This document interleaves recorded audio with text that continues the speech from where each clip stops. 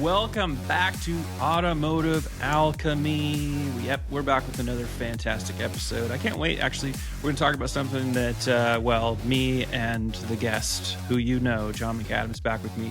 We're very familiar with this topic, and I don't think it actually ever gets enough attention.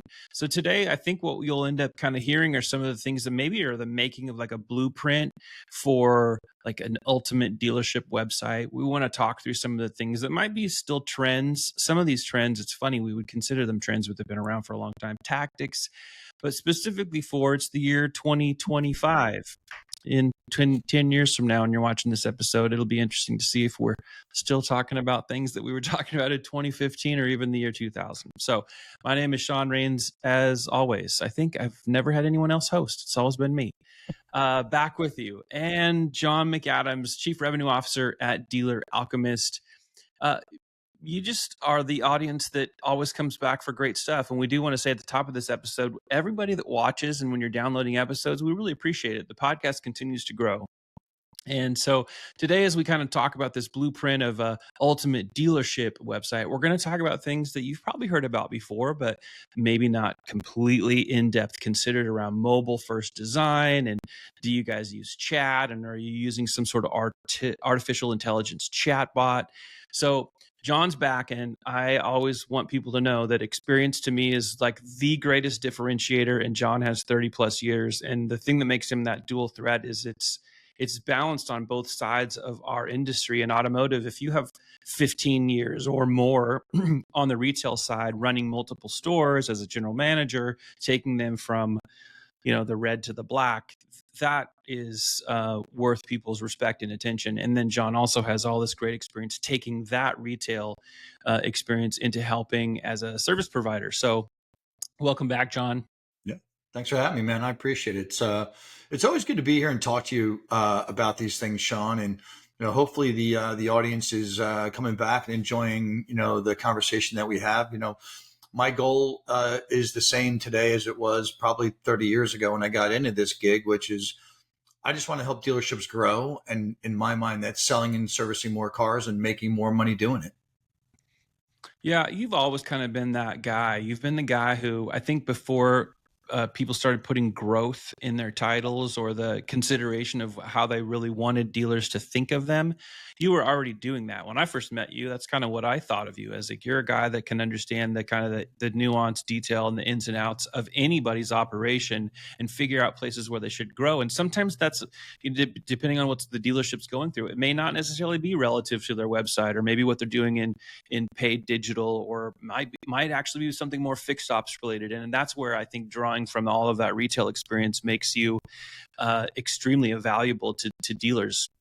You can not only sympathize that they're going through an issue, you empathize because you felt it and dealt with it yourself. Yeah. So you know that, which I think is huge. So, well, listen, as we kind of jump into websites, I think for some people, it's always just good to know that depth in terms of perspective and experience. So the first thing I want to kind of dip your toes in the water with is, based on the fact that you've been around dealership websites, automotive websites for decades, what about 2025 gets you kind of excited, or things that you're seeing, are there differences, but like opportunities relative to the year? We're already almost into June. Yeah, crazy, right? We're going to press halfway through the year of 2025 here pretty soon. And I remember being on a podcast with you at the end of 2024, kind of thinking about 2025, and here we are halfway through it already, and, I've seen a lot of great things. I think we've seen a lot of interesting things in the car business over the past 5-6 months, things that, maybe we didn't see coming, maybe, we heard about and didn't know how they were going to affect us. But, regardless of the fact, this industry is responsible for a large amount of the gross domestic product, right? Like, listen, just look at how much money we add to the bottom line at a local, a state, a federal level in this car business. So when things start to, move and shake in one way or another, there's a lot of good chances that the car business is going to be affected by that, positively or negatively, right? It's just it's the industry we're in. And I remember, after 25, 30 years of doing this, when I started off selling cars and made it to GSM and, used car manager. And then I finally made it as a director of e-commerce for a top 25 dealer group. And then because I could fix a printer, Sean, I became the director of IT and director of e-commerce for a top 25 dealer group, right? Which was interesting. But some of those things that I learned back then from the sales floor, working up through management, getting to that director of e-com job, are starting to come back and apply today. And we'll talk about those in a few minutes. And, then you start looking at some of the trends that have happened in the past. And you always have to look to history to find out what happens in the future so you don't repeat it. Right. So, have we gone through some crazy things in the car business over the last 20 years that put us back on our heels and made us rethink how we do business?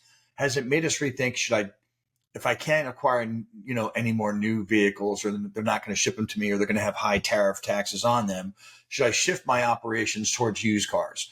And then how do I acquire more used cars, right, to turn them quicker through the shop to get them on the front line to sell?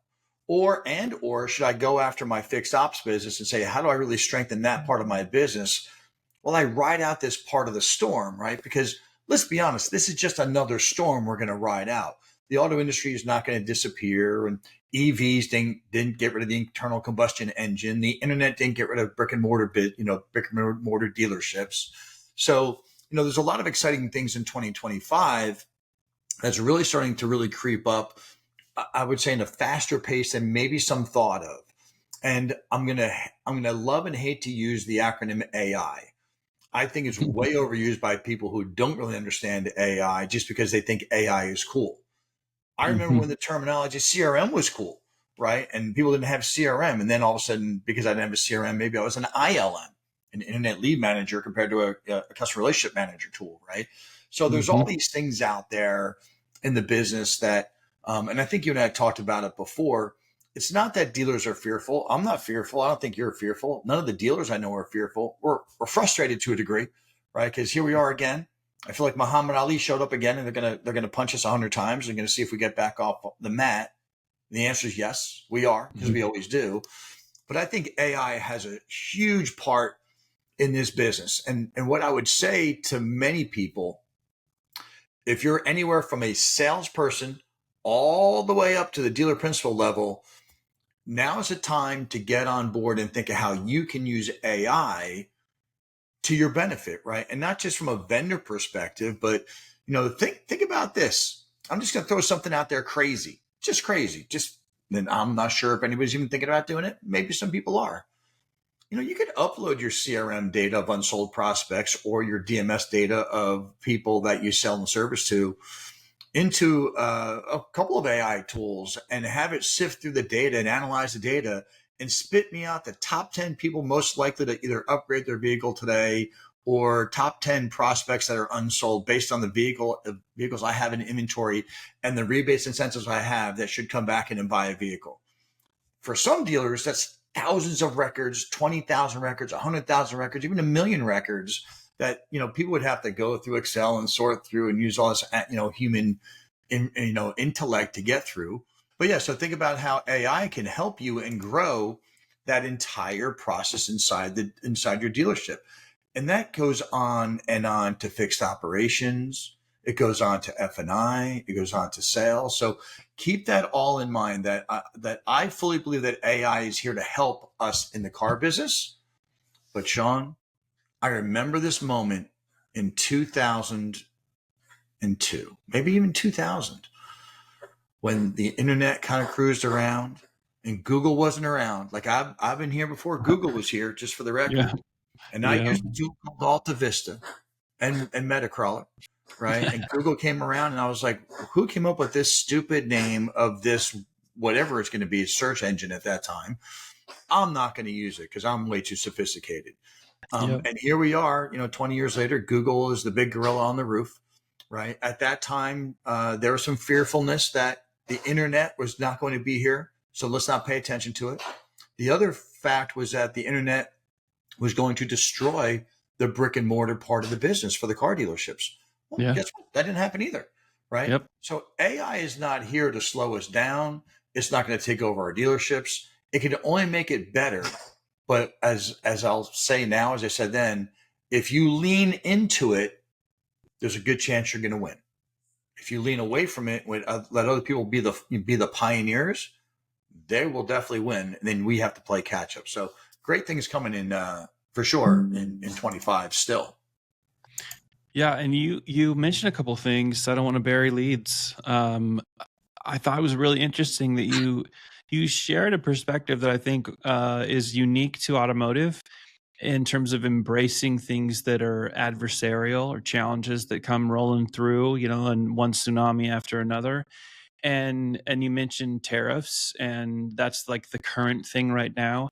But even these kind of adversarial or more challenging consequences that we suffer through, they also deliver opportunity. And you were in a kind of a roundabout way saying that when our industry finds itself in these challenging moments, some of them are monumental over decades, and we're back on our heels, I think you said, it's okay to get excited about that as an opportunity, because it really is. Some of the greatest opportunities that we have as individuals, as businesses, certainly as dealerships, come when we're back on our heels. Like, what are we going to do? How are we going to innovate? How are we going to? You're literally forced to solve problems that maybe never existed before. You're literally forced to deal with a challenge that you've never experienced before. Mm-hmm. And the thing that we've talked about this a little bit, even on other episodes, that in 2025, to look at, here's some things that I'm kind of excited about. That's kind of a refreshing way to think about, hey, we got this tariff thing. Obviously, we have a new, federal administration, and they're trying, like every administration does, no matter how you line up on politics, you got to hope that they're wanting to do the best thing for the whole country and everybody there. Whether they always do a good job of that or not, of course they don't. They're humans too. But it's had a massive effect right now on kind of global economies, and obviously with this tariff thing. To look at that as this is another opportunity to figure out, what parts of our business are not touched by this and that we do control. The parts of our business that it does touch, how do we work our way through this in a way that we're going to learn something and we're going to have an opportunity to be stronger and better and more capable than we were before this? Yeah.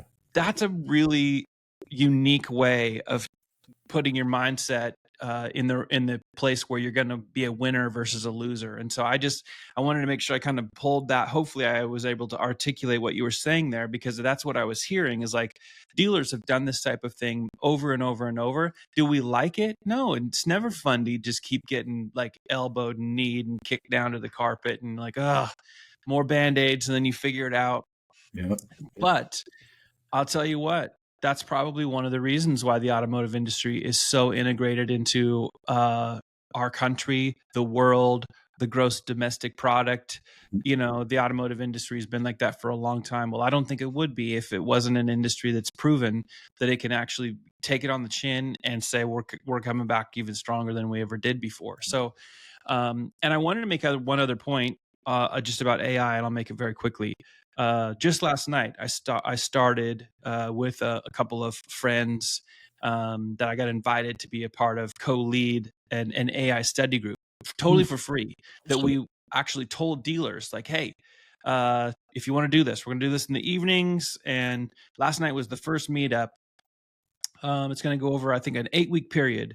And last night we had, a group of dealers who you're right, they're not afraid, but there's some frustration and they want to know the truth. They want to know where all this applies. So we thought, with all the people that want to monetize every single thing in our industry, we thought, well, why don't we do something that we don't want any money? We just want you to follow these rules and this time and show up for these things and do the homework. And you're going to learn for free from people that just want to share their knowledge. Mm-hmm. And oh my goodness, it was awesome. One of the first things that they did last night was, hey, let's look at expert, concise comparison of the top 3 selling EVs and what that might mean. Are they one of your brands? It was very cool. And the feedback was awesome. So I just wanted to say that for dealers that are thinking about what you said about AI as an opportunity, there's also learning opportunities. Like, unfortunately, you got to go kind of get back out in the garden and, spend some time out there getting some dirt under your fingernails. But again, it ties back into, if you do that, you are once again going to be kind of reinventing yourself or adding another layer of capability that you only would have had if you would have decided to put your shoulder to the wheel. Yeah, you got to lean in. And thanks for not sending me the invite for that. Maybe one day I'll be in the cool kids club and I can get an invite to that. But I was trolling social media the other day, and I laughed because it pertained to me. Here comes a post, and it's sponsored, so it was an ad, and it said, "Guys over 50, 8-week course on how to learn AI. Don't get left behind." Right, and I was like, I'm over 50. Does that apply to me? Should I jump in on some of that action? And I started thinking, well, I'm already into AI, right? Like I lean in when most people lean out, I lean in. If it excites me or I don't know enough about it and I can get challenged by it. AI was one of those things. And, I'm excited about AI. And there's a bunch of friends my age that wouldn't even know what AI is if it bit them, right? And and luckily for them, some of their jobs don't require AI, and they won't be affected, hopefully, by what's going to go down the pike. But for some other folks, you can't really ignore it, right? You can use it personally, you can use it professionally. I use it professionally and personally all the time. When I want to go to a restaurant now, or I'm looking for the best Italian restaurant, I use AI. I don't go to Google and ask Google anymore. Google just tells me what they think I want to hear. AI has learned about how I ask questions. It's learned about the response and then my response to their response. And it's now learned me at a very fast pace. So it knows what to stay away from and what to go with. And I ask it crazy questions. And it always comes back with some awesome answers. I'm like, wow, that is awesome. Right. And so I would urge some folks, if you're a little hesitant about it, start off small, either professionally or personally, and see where it goes. And listen, you're not resigned to just ChatGPT. Like there's Claude, there's tons of them out there. There's more than I could possibly remember. By the way, some people told me they didn't know that AI could quickly build ads and images for ads, right? One-sheeters. I mean, for the desk when they come in the door, like it's limitless if you just get in there and start thinking about it. So dip your toe in the water, maybe jump in the deep end, get your swimmies on, see what happens. Yeah, absolutely. A lot of learning there. So from this website perspective, we have, since the Mobilegeddon era, what is that, 10 years ago? Like almost. Mobile as a design concept still remains obviously really important because the high percentage of people that's the version of their site, or that's the experience they're going to have on your website. It's really, really critical. Are some of those things, I mean, I want to get your thoughts just in general on that for dealers that are thinking like, well, what are the boxes we need to check, but make sure they're really good when we think about mobile? Because you and I, when we were at the same place, same company selling websites, that was pretty interesting because at that time they ended up having something that was pretty disruptive to, I won't say their name, but really one of the big boys on the block, big girls, big boys, big girls, whatever we want to call them these days, had all those things that were like little icons that would drop down and have like 3 or 4 phone numbers to choose from. It's like, well, this is the worst customer experience you could give to people versus just click that and it starts calling the dealership. Can you just share some of those thoughts like today where it's like, I'm a dealer and I'm like, what are the things relative to what's happening on that mobile experience that are really, really critical, like the must haves? Yeah. I'm glad you're bringing this topic up, right? Because I feel like you and I have been doing this in the website space for automotive for a long, long time. It doesn't make me an expert. I hate the term. It doesn't make me a guru. Listen, don't ever call me that, please. I have just really done a lot of homework from a sales perspective and from a really nerdy data perspective. Because remember, my only goal is to help them sell and source more money, cars, and make more money doing it. So I have a very short path I have to get to. So everything in my brain that I would always help dealers with had to have that outcome. If it didn't have that outcome, it didn't excite me. So does it help me sell and service more cars? Yes. Does it help me make more money? No. Okay. Not excited. Does it help me do both? Okay, cool. I'm on that train. You know, back then mobile responsiveness was the hoo-ha of the day. Like, look at this, we're mobily responsive. And 70 at that time, more than half of your customers were online using mobile. Right now it's over 85%, 90%. That's the last number that I read. 90% of all consumers use a mobile device, right? So let's just be honest. Let's call it 90%. So there's 10% that still use a desktop or a tablet or a desktop, a laptop versus a desktop. But what has happened is these multiple devices now show up in different places, right? So, I might start my journey on my mobile device while I'm sitting at my house watching streaming TV, right? And I might decide, okay, well, now the screen's a little too small and I need to show my wife something. So I'm going to reach over, grab my tablet, right, my iPad, and I say, hey, let's go take a look at this. And then when I want to make a really big purchase, like a car or a house, I'm probably going to move on to a laptop, right? Something I get really comfortable doing because it's a bigger purchase for me. Now that's me and that's my generation. I know, some of my younger kids they'll buy an entire house on their cell phone. Different world. I get it. I'm not saying it's good or bad, but I read every little detail of every little contract that rolls through. They're just like, where do I sign? Oh yeah, just hit sign, move on. Right. So we have to take that into account. So have a really solid mobile presence for your website has to be the first thing we do. Right. And just think of how you would use your mobile phone, not driving down the road at 60 miles an hour. None of us do that. But let's say something like that were to occur. You want it to be super easy and super frictionless and super one thumb touch, right? Like one thumb touch. Nobody's sitting here with two fingers anymore, touching their cell phone, trying to squish in and pinch out. Nobody really does that anymore, right? So make sure that it's very app-like. Your website should be very app-like. It shouldn't just be a slimmed down version of your desktop site that captures 10% of your traffic. So what does that look like? For example, if I were to go to a website today and you put the hero banners up and there's 5 of them scrolling by, which we're going to get to in a second. We're going to get to those hero banners in a second, everybody. Don't worry. I've got the monkey in the circus all queued up or ready to go, right? And then at the bottom of every hero banner, you've got those 18 lines of super fine small print disclaimer. And now you move that over to a mobile device. I can barely see the image now because you've got this disclaimer on there, right? I can certainly not get the disclaimer at that point, but all the ability for me to use my thumb to get to where I want to go left me.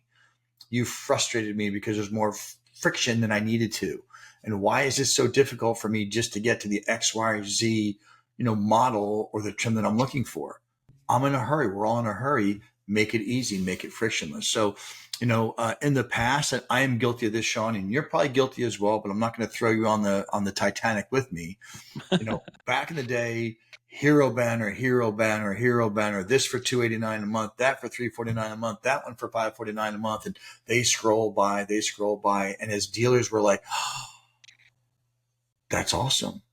Because we're all showing and looking to it from a desktop. We're like, wow, that's awesome. Especially in the conference room on the big screen, man, it presents well. But when you look at the data behind that, how many people click on the banner? How many people click on banner 2, banner 3, banner 4? It's going to surprise you, by the way. And remember, I am guilty of having dealers put 3 or 4 core model banners on. Because as a consumer, here's what I got your website, Sean, and I'm like, I'm so and look at that banner, honey. Would you see? Look at that banner on that website. Let's not go look at the car. Let's wait for the next banner to come by in 3 seconds. Never happens. So give your website the best ability to get them to where? VDP, an SRP, or schedule service. Maybe the 4th one, I'll buy your vehicle or sell me your vehicle, right? Like those, for me, those are the big 4. I could be talked into a 5th and I could easily play on a 5th. But at the end of the day, if I'm a consumer and I'm on your website, Sean, I don't care how I got there. I had a Google AdWords Snag Me. I had an AIA ad from Facebook, Get Me. I had a direct mail piece with a QR code. I ended up at your website. Like, it doesn't matter how I got there. Auto Trader, whatever, they got me there. When I'm there as a consumer, the only thing we should be thinking is, how do I make it so frictionless for them to get to the vehicle or the SRPs that they're looking for to make their own decision, right? And then have them be able to click to call, have them be able to fill out a form fill, which I know we can get into a long discussion about form fills, live chat. There's a lot of ways, right? Phone me. But I was on a call today with a dealer, and their marketing person told them that all of their Google ads, $289 a month, we got 13 at $289 a month, right? When they click it, it went to the specials page for new vehicle specials. And I was like, okay, so let's just take the experience. I find the ad, I go to Google Ad Preview tool, I find the ad, I click on it, gets me over to the specials page.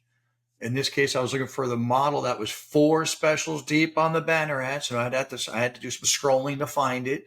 It all looked the same. So I actually missed it. I had to go back up and find it again. And I was like, oh, cool. $489 a month, $4,000 down, whatever. I had to hit another button to get to the inventory. In my mind, that's a little bit too much work for me. Why can't I just go from the ad itself, whatever the vehicle is, let's go with the model, forget about the trim, the model, and drop me on an SRP with all the models. And by the way, at the top of that SRP, put your banner for that particular model. If that's what we want to see, yeah, let's do that. And I'll tell you, this is an interesting mathematical equation, because you know me, I love KPIs and I love dealership operations. I said, hey, how many visits do you have a month to that website? I hear 45,000. I'm like, that's awesome. I said, do me a favor. What's your conversion rate? Let's just make it easy. Let's just do phone calls and lead forms conversion rate. Hold on. 1/4%. I said, are you happy with that number? And they said, well, what should it be? I said, well, listen, the industry's average has always been 1.8% for the last 20 years, never has changed. But I know sites out there that will convert 4, 5, 6, 7% if done the right way and don't provide friction in the middle of all that. And so that was a lesson in mathematics. Like, what do we expect? Hold ourselves and our vendors accountable to it. If somebody tells you from anywhere, including me, that the number is supposed to be X, verify it, call it out, figure it out, right? If I tell you the number should be 5 and you're like, John, that's a bad number, I want it to be 10. Well, let's go figure out how to get it to 10, right? But don't just take what they say as the gospel, because maybe it was just easier to land those people at the special page for that company. Just land them at the special page. And when they say, I didn't sell any more cars, well, we don't control the sales process, Mr. Dealer. We brought everybody to the website. You didn't sell the car. I got news for you. Although you were probably as tempted as, let's just say, a Cy Young pitcher that's about to throw a ball at someone in the dunk, who's going to go in the dunk tank. So you're putting them underwater. Yeah. And you probably decided not to do that based on this 45,000 number, because for me, especially if I was feeling a little salty, I think I would say to a dealership like that, when it's like 1/4% in your conversion, I'd be like, and I really want to know how much you spent getting 45,000 people to the page, because pretty soon you're either going to spontaneously combust, or you might even kill some people when you found out how much money, because you spent even more than $45,000 getting people there for about 112 opportunities. Right. So now do the math. How much money did you spend for the 45,000 divided by 112 opportunities, that 1/4%? And now you're like, oh, right. So dealers, what you're hearing Johnny Mac talk about the dollars and cents behind that, whatever your numbers are, when you're thinking about that and they're hitting a mobile page and you're getting lots of traffic, this is an example of things when you're trying to kind of blueprint for, well, what should we be knowing? What should we be doing in 2025? There's a lot of attention around the KPIs and really what should be happening because digital brought us all of the data points. And so if we have all the data points, then let's not forget to do sometimes the reverse engineering mathematics of whether or not it's really, because even just because you can see that level of detail, yeah, doesn't mean you can then make yourself absent of the dollars and cents that got you there, because you pay for all of this. I call it digital exhaust. All the digital ads create an exhaust or an off output of what we get to look at in data.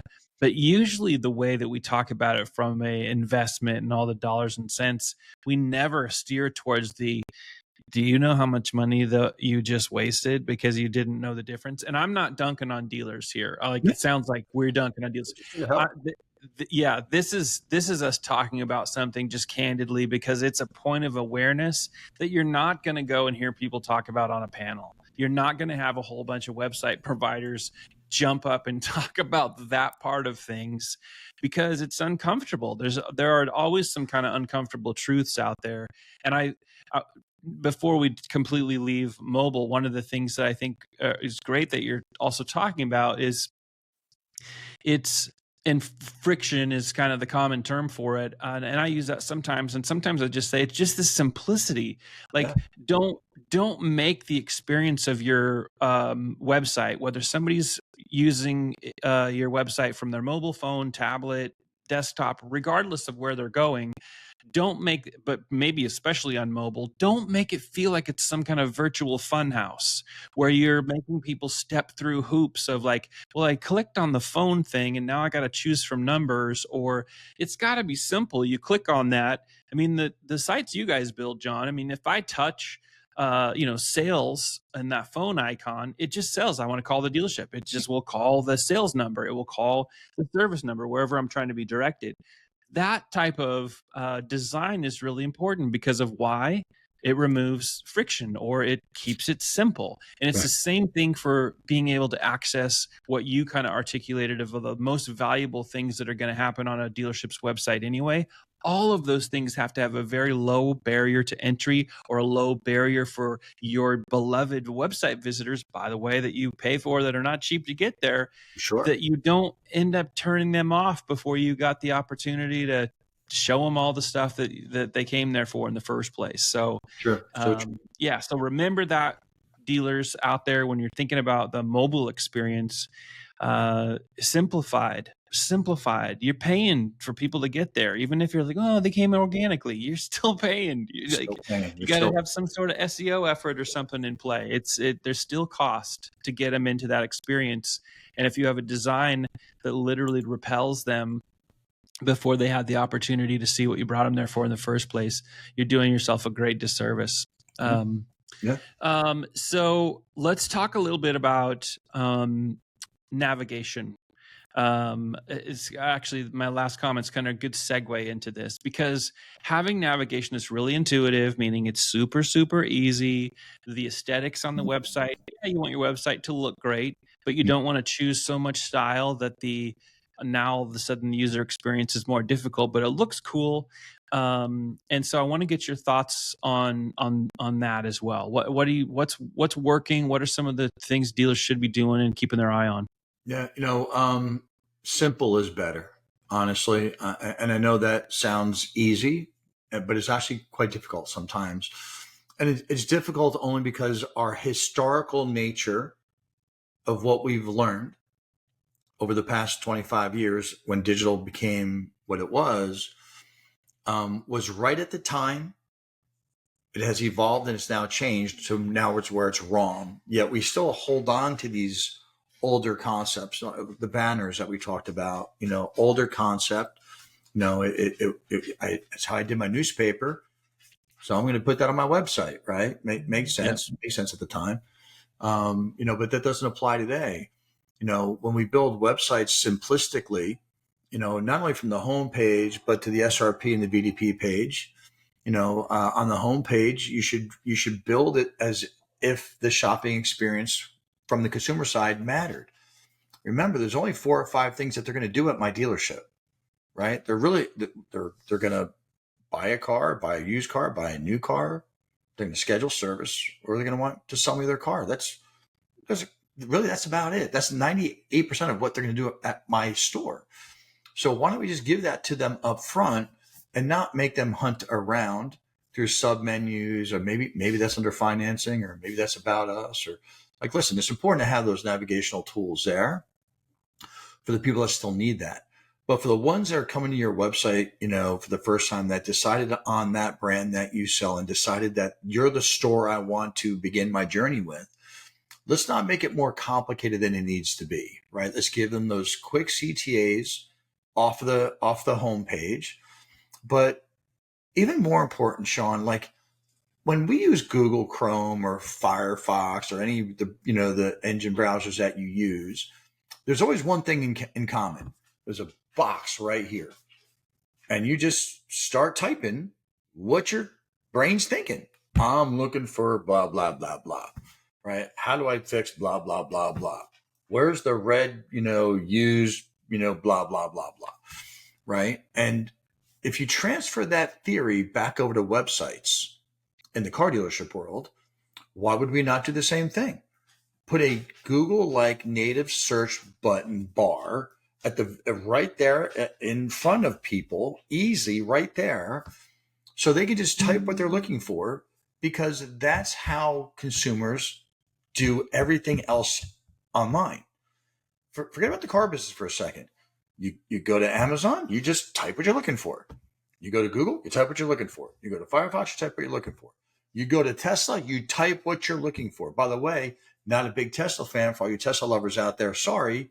Listen, cool ride, not for me. I'm an ICE guy at the end of the day. But if you go to their website, it's sleek, it's lean, it's sleek, it's slim, it's easy, boom, boom, boom, right? Yeah.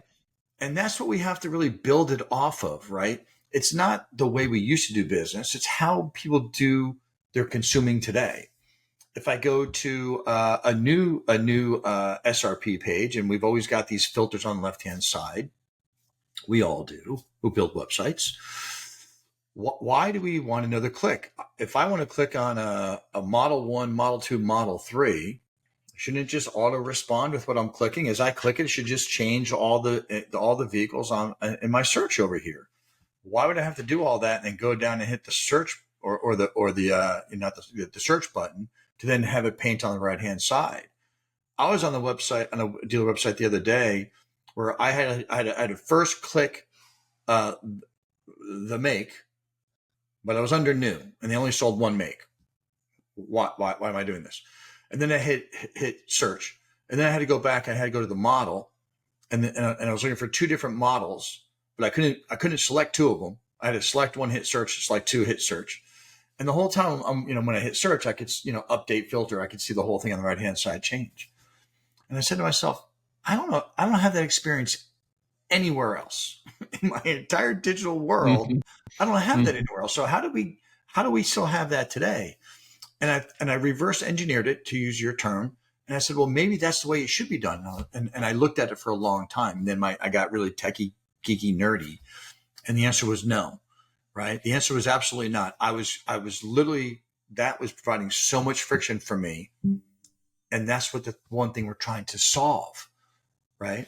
What if on the VDPs and the SRPs on a mobile device, if I happen to like a vehicle, I could easily click to call.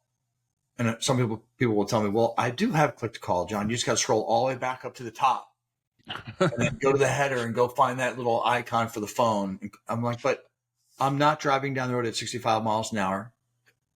As a disclaimer, I'm on a vehicle. Why not just hit the button that is on every SRP and VDP that has the phone number that's click to call, right? Or how about this one? I was on a website the other day. It had an overlay of a phone number, and then had a click to call number that was different. And the third thing on the header had a different phone number. I'm like, by the way, the one in the overlay is not click to call. It's an image. It's not click to call. So why is it even there? Why do we even do it? old practice, right? I get why we're doing it. Trust me, I was a sales guy who made that a best practice 10 years ago, maybe 15. Yeah. For 2025, it doesn't apply anymore. Oh, that's painful. Well, so here you're saying a bunch of things in here, good stuff. Clear use of calls to action.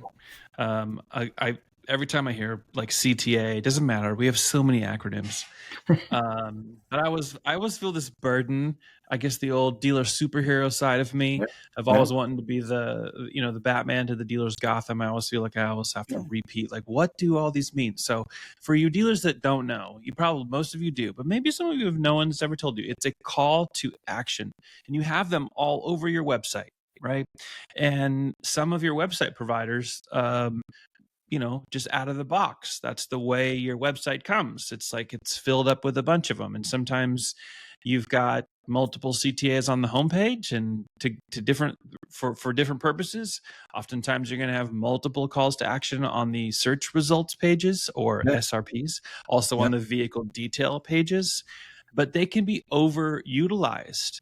And they exist on every page of your website. If you've got a finance section on your site and service and parts, and maybe you got a body shop or whatever, you have CTAs all over the place, which means that the consumers, your visitors, you're trying to lead them to that for a clear purpose. And so if you overutilize calls to action, you sometimes will paralyze people in their decision-making process or their consideration process because you just made them think about one extra thing that took them off the main track that you were on. So, and by the way, with that, Sean, think about if it's the right CTA and the right name. Have you ever gone to Amazon and decided you want to buy something and it says check availability? No, that doesn't exist in Amazon. You know why? Because it's on your website on Amazon. I expect you to have it and I expect you to deliver it. That's the expectation level, right? When I go to a dealership website, you show me a picture, an actual photo of a brand new vehicle. You show me 27 beautiful photos, inside, down, front, back, side, top, bottom, you name it, of actual photos, not OEM photos. I decide I want that's for me. Yeah. Why would I check availability? It's on your website. You have all the pictures. Only to click on it for it to give me a form fill. Yeah. Why wouldn't you just say check availability and have it say yes? Click here to reserve your time to come see this vehicle. Instead, it's just a form fill, right? But I expect it to be there, right? It's on the website. So, by the way, check availability has been around for 12 years at least. Right? Yes, it has. And it's interesting because I think that we once were maybe a little bit better of following trends outside of industry around conversion and what we should be doing or not doing with our websites. And I don't have an affiliate. I just need to make this recommendation because back when you and I were at the same place selling websites and stuff many moons ago, one of the guys in the C-suite, I'm just trying to protect all the names, turned me on to a book called You Should Test That, written by a guy named Chris Goward with a G. You can still buy this book on Amazon. And again, I get nothing out of this. I just want in this conversation for people to, and I know you know about that book too. You probably read it back then too. I probably read through that book 2 or 3 times, and it absolutely changed the way that I would help our dealers understand like what they should be doing, especially on all their website environments, but really any environment, if it was their Facebook page or wherever else, where there could be some conversion that brings people into their orbit to, potentially, do business with them. And You Should Test That talks in extensive detail around calls to action and what you do or don't do, and things that we've already talked about on the podcast episode already, like hero images that are like scrolling in and out. How many should there be? What should they say? There's a laziness factor sometimes that comes into the website design of we do have some things that are meant to be promotional, the hero sliders or whatever, but do they all click to some destination? Do they all link to something that's relative, or are any of them like dead pages? Who's checking them on a regular basis to make sure that they're doing what they're supposed to do? Because that's prime real estate. There's just so many great things in that book. So You Should Test That. I highly recommend it to people. It is still very relevant to this day. Really good stuff. Read it for sure a couple of times. It's a good read. And by the way, I'm a guy that goes back and reads things 2 or 3 times, and I feel like I need to go back and revisit and enrich myself. That might be a good refresher for me, for sure. Last thing I'll say about this book. I want to give this 2 short stories. One is just a takeaway. When I first started reading the book, I literally couldn't put it down because it wasn't speaking specific to the automotive industry. It was speaking specific to website design and why you should test things. And it gave this example of how best practices aren't really best practices when it comes to website design. And then what really happens when you're talking to, and so if you're a dealer and you've had this experience, it's one of the reasons that I would say as the host, and yeah, there's bias to this because this is the official Dealer Alchemist podcast, but it's why you should talk to John or somebody from his team about what they're doing with websites, because most of the time when you're a dealership and you're like, it's time to switch a website provider, you're gonna be shopping around for a new website. Most of the time when you're there, the pain points are like you just are trying to get past it as quickly as possible. You're very aware of why you want to make a switch. But when you get asked the questions by new providers, well, what do you like? You usually say, oh, I like this website and this website and this website. And those are all websites built by, other providers, oftentimes the known providers of websites to car dealers in the industry, most of whom have been around for years and years and years and years. And not saying anything good or bad about any of them, but usually somebody has brought a new design trend into the industry. Many years ago, somebody brought in like animation and video headers so that you got and there was some good and some bad to that, but it was really popular because it was an aesthetic that everybody was like, well, it just looks cool. Even if you think that it has some performance degradation concerns, it looked awesome. So everyone started doing it. And then it was adopted as, well, that must be a best practice. It's not just that. It's all the things that the website providers want to come up with to get you, the dealers, to say, hey, let's jump in on that.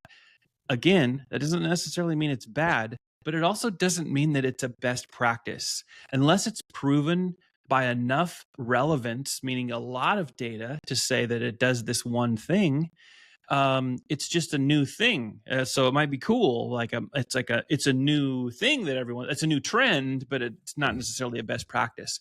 And the point they were making is when you go and say, I like this, this, and this, and this, then you're going to go have your new web dev, your new web development team build you something that just looks like what everyone else is doing. And that's been automotive for many, many years. There hasn't been tons and tons of innovation around thoughtfulness that looks outside of our industry, right? It stays inside of it because the dealers themselves are the ones who are saying, I want it to look like this other provider. So when you're a dealer and you're thinking about what are John and Sean talking about here, think about that when you make decisions too. It's like, different is good. Differentiation is your friend as a dealer around what you're thinking about with websites. And the last thing I'll say is this book also, I started reading it for the first time when I was going all across the country into OEM programs to do a little, I think I got a 7 or an 11 minute kind of a pitch. And I'm just trying not to name because there's a very specific OEM that I was visiting in Florida in that region, and all the dealers are in the room. And because I literally was reading that book on the plane, I totally changed up my entire delivery. And it was just about, why does your website exist? Why does it exist? And I started and asked that question to all the dealers in the room first. And of course, you get a handful of different answers. And I wasn't trying to set them up to clobber them, but I did a little bit and then hugged them at the end of this, which was, it's meant so we can sell cars. It's so people can find us. It's like the digital phone book. I'm like, no. I mean, yeah, but no. Like, really, what's the job of your website? And ultimately I led them to, it's to convert people that come and visit into an opportunity for you to maybe sell them a new or used vehicle or service a vehicle or any other of the things that you offer from your dealership. Its job is to make that conversion happen, to turn it into an opportunity. Yep. If it doesn't do that better than, what was your example? 0.25%? 0.25%. Or let's just say the industry average of 1.8 to 2% for 30 years. If it doesn't do that very well, then you probably might want to shop. And so at the end of my little 7 or 11 minutes, whatever it was, I repeated the question that I started with. Why does your website exist? To convert. I'm like, I can't hear you. And I had the whole room convert as I'm walking out for my competitors to now walk into the room, because I knew exactly what my competitors were going to say, and it set them up not to look very great. But whatever, it was fun back in those days. Yeah. And the end of that entire story is that the dealers now have a better understanding. The only and sole purpose of that website, any website, is to convert. I could put lipstick on a pig. It's still a pig, right? I need that website to convert. I don't care what's on it. I don't care what color it is. It's got to convert. If you came back tomorrow and said, if I put purple unicorns and dandelions and balloons on it and it converts higher than ours, I would say go for it, right? Because its only job is to convert. Yeah, 100%. I want to pick your brain on this topic. I mean, we could have a multi-part series on this actually, but when it comes to real-time inventory, like must-have features relative to search around inventory, because let's just be honest, that's really the only reason why people are coming to the dealership website is, do you have what I want and how much does it cost? And so it's always about inventory, right? Selection and price. Sure. Oh, go figure. That's the way it's been for us ever. But in 2025, are there some of those features that are really kind of must-haves, or things that, what would you say are the things for dealers like definitely that are you want these? Yeah, listen, the internet didn't exist when Henry Ford built his first vehicle for regular production and retail. And it didn't have problems then because it was the same vehicle and it only came in black. Here it is. It's not multiple trims with multiple options and multiple colors. It's like, if you want it, here it is, it's black. So I didn't need all those features, right? Fast forward to 2025, there's a ton of features and trim levels on vehicles that are out there today. And those vehicles are now pricey compared to any standard. And for many, those payments are creeping up over, $900. I think I saw an NADA number, $900 average car payment price, right? I know people that have car payment prices of well more than that, right? At the end of the day. So it's a very expensive proposition if I want to go get myself a new vehicle. I don't care if you lease it or you finance it, you pay cash. It's money, money, money. Right. So there's some absolute ways that you can help yourself at the dealership to win that battle. Right. One is we'll talk about it from the ad side. Right. And then we'll talk about the website side. From the ad side, have as many ads as Google will allow you to be written on every single unit that you have on the ground for new and used and for CPO, as well as in transit. Right. If it's inbound, right, write 17 different ads on that car. If it's on the ground new, write 17 different ads on the car. If it's used, 17. Pre-owned, CPO, 17 different ads. And then use the technology that's out there, like AI tools and machine learning, that then watch and listen to what the consumer typed on their keyboard to what made them click, to then what landed on your website. And then use that technology to rewrite those ads every single day to get better and better and better, so that Google can serve up the very best ad for what the consumer is typing from their keyboard, right? Those things make a difference because it'll give you a higher quality score and reduce your cost per click, because you're now matching up the search criteria for what I'm typing to what your ad now says. So that's one way that you can help yourself out. But remember, write it on every single vehicle, new, used, CPO, and in transit every single day, and have the tools learn to get better every single day. The next piece would be when you get to the website, make sure we display that, right? When I click on that vehicle, as we talked about before, land me on the ad that I saw onto the VDP, vehicle detail page, or the SRP, search result page, of that particular model or that particular VD of that vehicle, right? I want to get as deep linked as possible Don't land me on, the home page, which I know nobody does anymore, but clearly there's some people out there that are instructing some dealers that to go to a special page to make consumers get more friction so they get credit for it landing on the special page. Let's stop with the who gets the credit. The only thing that matters, and it doesn't matter if you're a vendor and you don't like it, it's a dealer. The only thing that matters is we help them sell and service more cars and make more money. That is my only mission. It should be all of our missions if we're here as a partner to help that dealer along, right?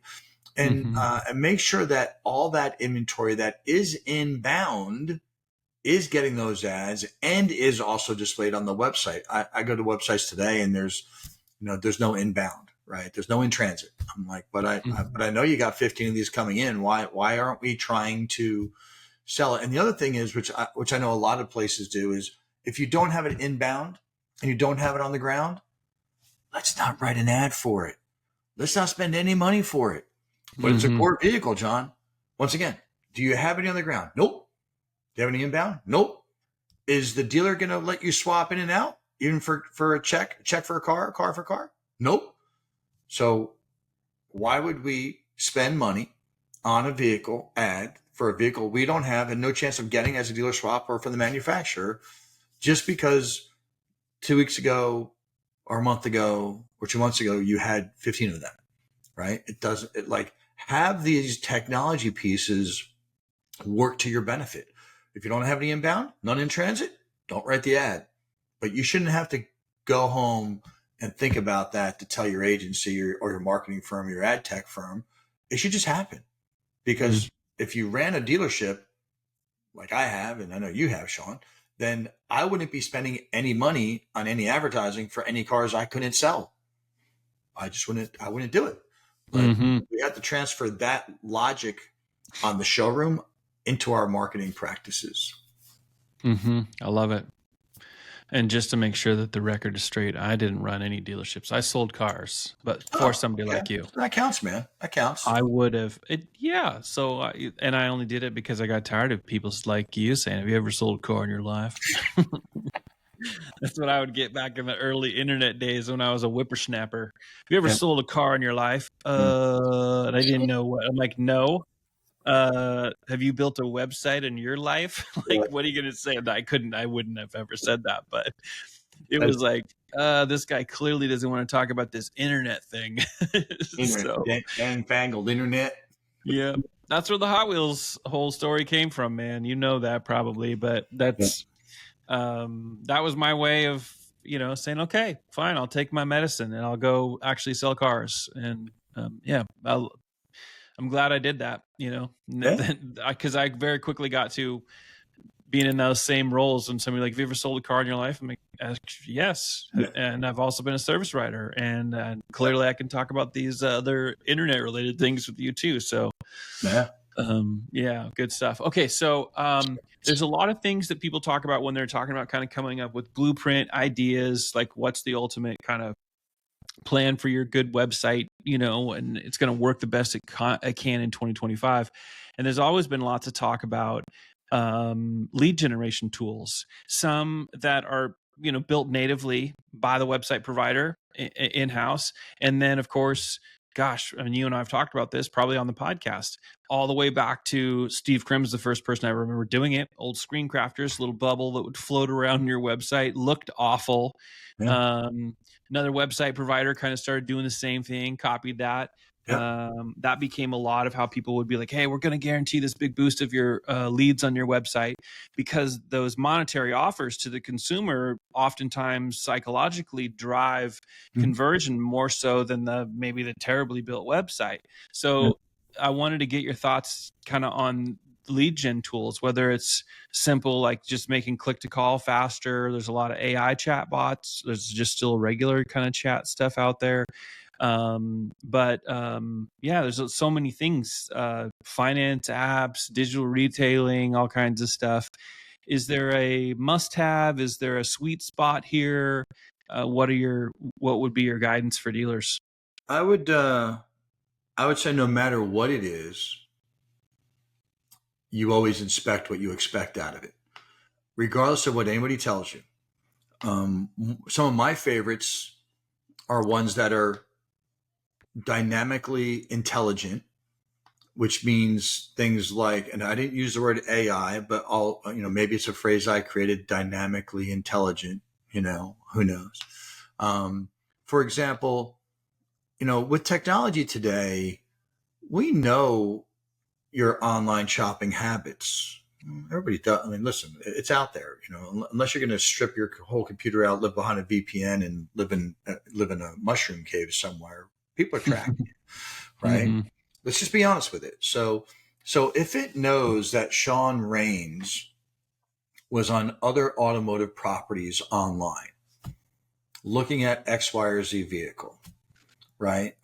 Maybe a type of vehicle, maybe you didn't know if you wanted an SUV or a pickup truck, right? But you're actively at some other properties doing what we all do, which is research. Do I want this vehicle or that vehicle? Do I need an SUV or can I just get away with a pickup truck? Do I need a double cab, super cab, single cab, crew cab? Like I'm doing some research. Do I need a long bed, short bed? Do I need third row seating? Do I, there's a lot of information that goes into people for vehicles they want to buy. And they always look online. Nobody's running out to the drugstore and buying the consumer reports that, we used to have to do in 1990. They're doing it all online. And it leaves a digital footprint. It's fair to say everybody leaves a little crumb no matter where they go. And what if you used the dynamically intelligent tools that kind of measured and scored where you've been, Sean? Like, what have you done? Sean went to 14 different properties. He went to an OEM website. He went to 3 different dealer websites, and now he's on my website. What if I scored you based on all that and said, now you're on my website? And then what if it didn't do anything? What if it just waited for the website to do its job, which is what now? Convert, right? What if the website, after 3 minutes or whatever, not a time thing, but activity, what if you didn't take an action? What if you stopped looking at VDPs? What if you didn't click a click to call button? What if you didn't click live chat? What if you did nothing? And all of a sudden it sees you starting to slow down your searching and your investment in my website. What if based on your score, it served you up an offer, a monetary offer or some other offer to get you to mobilize or be moving towards you submitting a lead or calling my store, or at least taking that offer and walking through the door of my store? That to me is dynamically intelligent, right? Yeah. I'm not going to cannibalize my first party leads, which are your CTAs on your website. I'm not saying pop this thing up as soon as I get to the website and keep popping up in front of me and making me close it out, because your website's job is to convert, not these other tools. The website's job is to convert. And what if at the very last possible chance of it realizing hey, you're getting ready to bail, it then serves you up that offer? And based on the score of where you've been, factors in instantaneously. So, Sean, you've been to 15 other properties. You've been to third-party sites, OEM sites, other dealer sites, and now you're on my site. You went to a couple of VDPs, but your searchability has slowed down. I'm going to serve you up an offer now because my scoring system internally says he's a hot to trot. I need to get him in my store. What if John McAdams is 17 years old, 16 years old, 15 years old, and decides he wants to go look at a Corvette, and he lands on your website? Should we offer John an offer to come into the store at age 15? Well, maybe or maybe not. But if he has no dynamic intelligence behind it, meaning that there's no immediate history of him shopping for a vehicle, why would we even listen? Have fun on my website. That's cool. Enjoy yourself while you're here. When you turn 18, come by. We'll sell you one. But I need to focus my efforts on Sean, because Sean has in my mind, he's a low funnel, ready to buy shopper who's been doing his homework, has narrowed down the brand, has narrowed down the vehicle. He's on my website, yet he just didn't take action. Maybe the dog started to bark and he had to get up and go answer to the UPS guy. Came back, we all in a hurry, we forgot about it. But all of a sudden, if I got served up an offer, I'd be like, oh, you know what? I'm really deep in the funnel here. I've decided on your brand, your store. I just kind of got distracted. Thank you for the offer. I'll now make it. I'll now come to your store or submit a lead. Those are the features that I like the most. The ones that are smart and intelligent about why and how and when we should be serving up some of these things that are out there. Not just because I land on the website, boom, live chat. Can I at least get in the door and have a drink of water before you kind of tell me all about the place? I can, like at your house, listen, think of your website as your house. Don't start, pepper me with all kinds of, hey, do you want to buy another dog? You want another dog? You want another cat? You want to buy? No, just come on and sit down, relax, enjoy the company. Eventually, I'm going to tell you about the dog. And you're going to take a dog home, but not at hello, right? Mm-hmm. Yeah, I like it. And I've just realized I have so many more talking points to go through with you that I've decided, you know what? I'm going to tell the audience right now. We're going to roll this into our next episode as well, just in the interest of time, because I think that one, I don't want to rush through things like this. I think being able to have conversations that reference the past, that really draw from the experience of people that have been in this for a long time, I think they're relevant. I think they're helpful.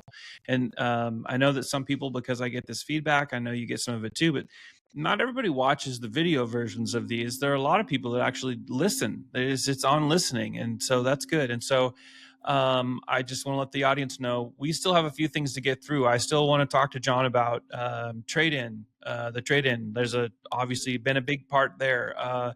Sell us your vehicle. Should that be in part of your blueprint of having a great website? How critical is CRM and DMS integration? Like at what level? Like how does that work out? There are a bunch of things. So I want to talk to John more on some of the marketing automation that a lot of dealers have capabilities of, but don't really use it, and how that ties into their website. Some platforms make this easy, some don't, some can't accommodate it at all. Just a few other things for you to think about and coming back on the next episode and listening is also, I want John to share a little bit about from a perspective of SEO. Dealer Alchemist has really, really strong SEO. I think that they don't get enough recognition for that. And they've got a gal over there, Rachel, that's just smart as a whip when it comes to SEO. So kind of the unsung heroes, I like to say, in the industry. And I get the pleasure from my perspective as a marketer on a corporate marketing and B2B of getting to know a lot of these people. And I want to talk to John about that because that's very relative to having an awesome website, one that really works. And there's a few other things that I want to get to. So we're going to push that off to our next episode. We're going to land this plane, park this car right where we're at because it just seems like the greatest spot for it. And so dealers, automotive friends, and on behalf of John, thank you guys so much for taking the time.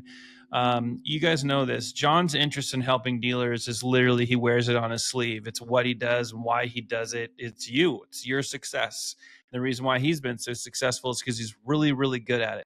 So if you're not connected with him, I highly recommend doing that. First and foremost on LinkedIn, super easy to find him there. You can also drop him an email. It's john.mcadams. There's no tricky spelling. John traditionally and McAdams traditionally at dealeralchemist.com if you want to interface with him directly through email. You can also learn about Dealer Alchemist by just simply going to dealeralchemist.com. And so we say at this point, thanks for spending the time with us, depending on where you might be watching or listening. If it's one of those places where you could subscribe or share this with someone that you think might actually enjoy it, well, please do that. All the stuff. And we will be back soon, before you know it, right here with another episode of Automotive Alchemy.